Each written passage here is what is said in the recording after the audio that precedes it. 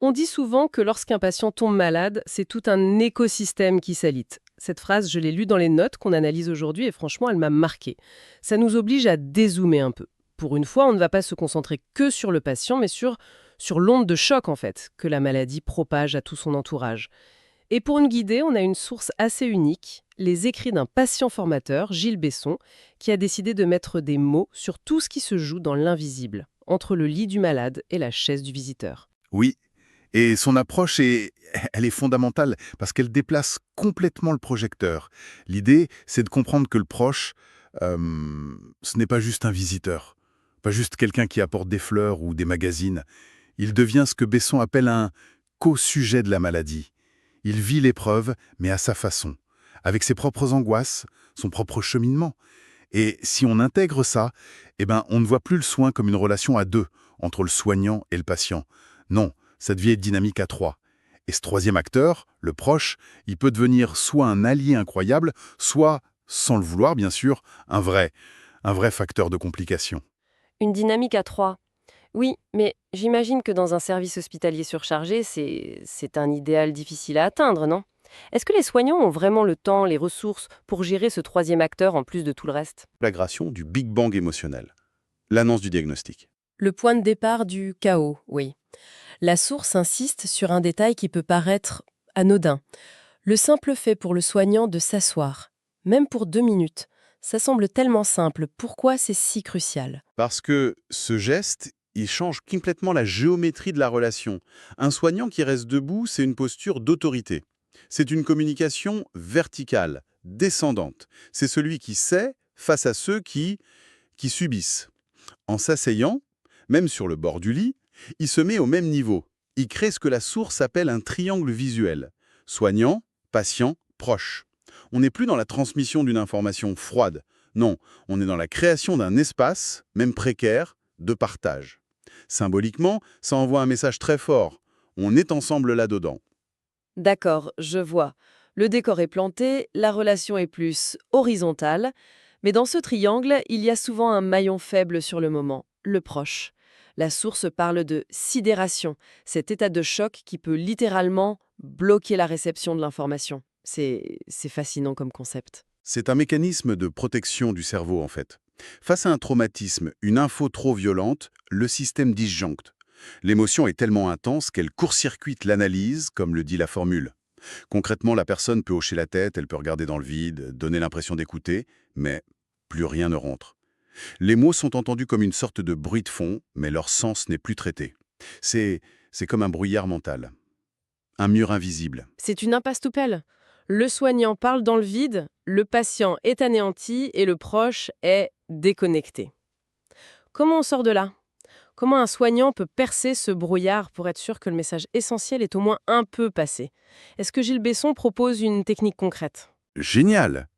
La plupart des soignants, après une annonce, y posent la question classique: avez-vous des questions? Le problème, c'est qu'une personne en état de sidération, elle n'a pas de questions. Elle n'a même pas pu formuler une pensée. L'outil qu'il propose, c'est de se tourner spécifiquement vers le proche et de lui demander: et vous? Qu'est-ce que vous avez compris de ce que je viens de vous dire? Ah, c'est complètement différent. Ce n'est pas une invitation, c'est une demande de restitution. Exactement. Et ça change tout. La question ne teste pas l'intelligence du proche, non. Elle évalue l'impact du choc.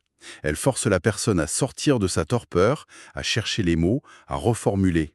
Et c'est là que le soignant peut mesurer l'écart, parfois abyssal, entre ce qui a été dit et ce qui a été réellement intégré.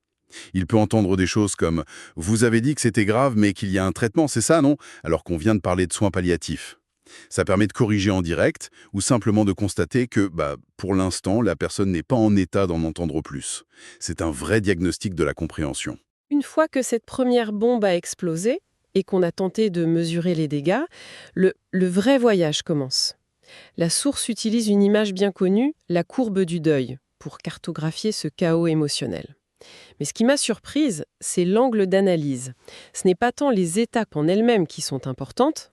Non, l'idée la plus forte et la plus contre-intuitive, c'est que le patient et le proche ne sont quasiment jamais au même endroit sur cette courbe.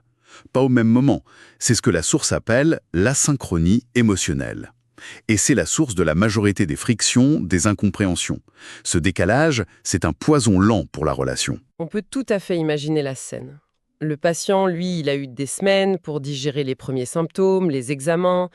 Il est peut-être déjà dans une phase de tristesse, de début d'acceptation. Et là, le proche qui vient de prendre le diagnostic en pleine face est encore dans le déni total ou dans une colère noire. Précisément, le patient a besoin de calme, de parler de ses peurs, et le proche, lui, il veut se battre.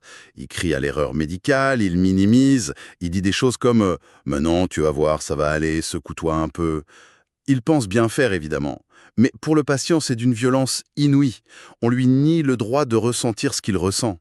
C'est dévastateur. Et pour les soignants, ça doit être un vrai casse-tête à gérer. Comment on s'adresse à deux personnes qui ne sont pas du tout sur la même longueur d'onde émotionnelle? Alors la source propose des stratégies très concrètes, vraiment adaptées à chaque phase que traverse le proche. Prenons la colère par exemple. Le proche qui devient agressif, qui critique le personnel, qui remet tout en question. C'est très difficile à vivre pour une équipe. La lecture de Besson, c'est de dire « Cette colère n'est presque jamais dirigée contre vous les soignants. C'est une projection de sa propre impuissance. Le proche se sent inutile, terrifié, et cette rage, c'est la seule chose qu'il peut faire. Il la dirige donc vers la cible la plus évidente, l'hôpital. » Je comprends l'analyse, mais en pratique, se faire agresser verbalement, même si on sait que ce n'est pas personnel, c'est dur.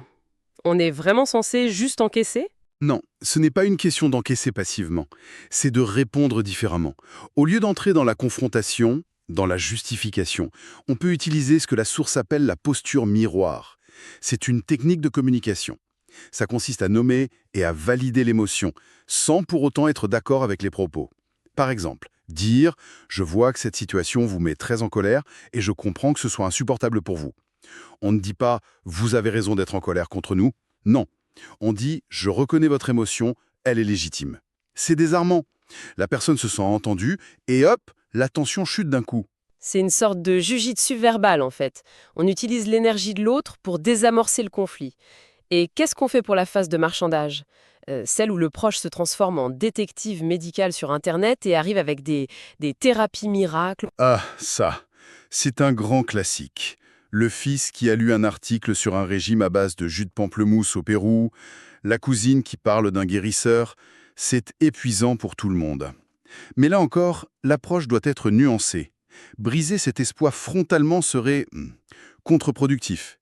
L'espoir, même irrationnel, c'est un moteur.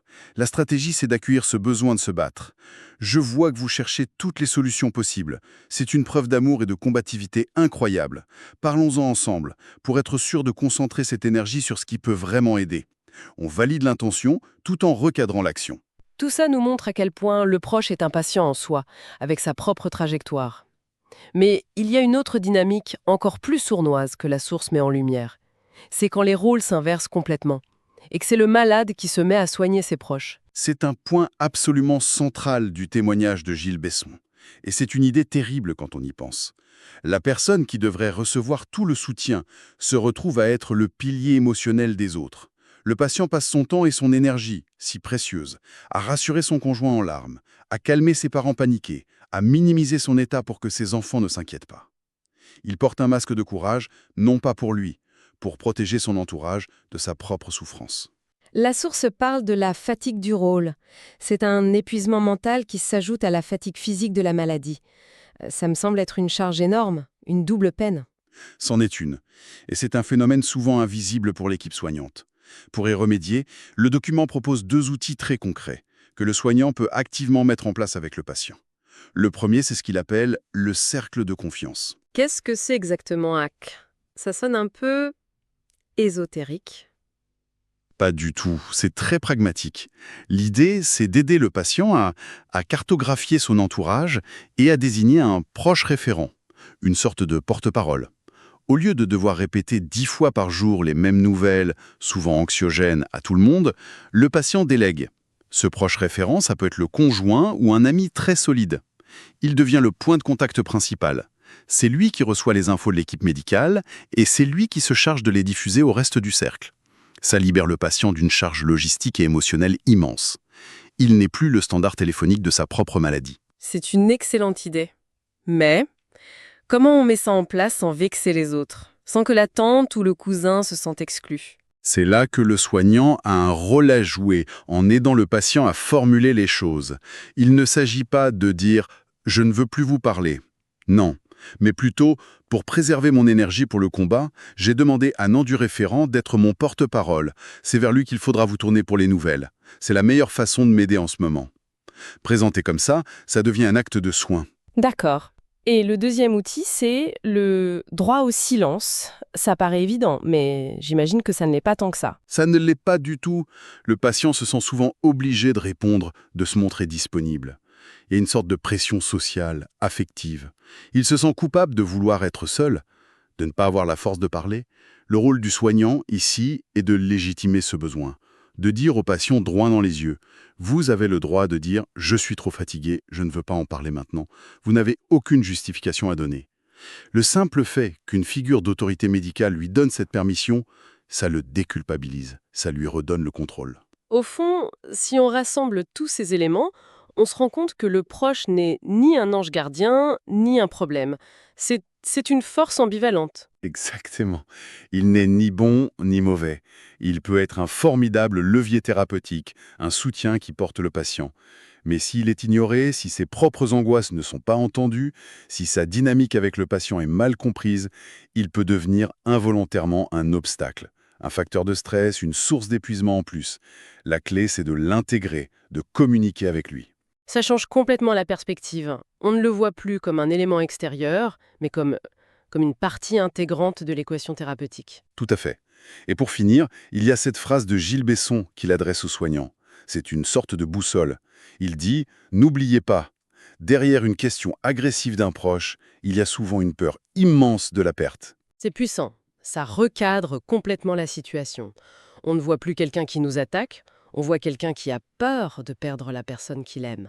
L'agressivité, ce n'est que la partie visible de l'iceberg de la panique. Précisément. Et quand on comprend ça, la réponse ne peut plus être la défense ou la confrontation, ça doit être l'empathie.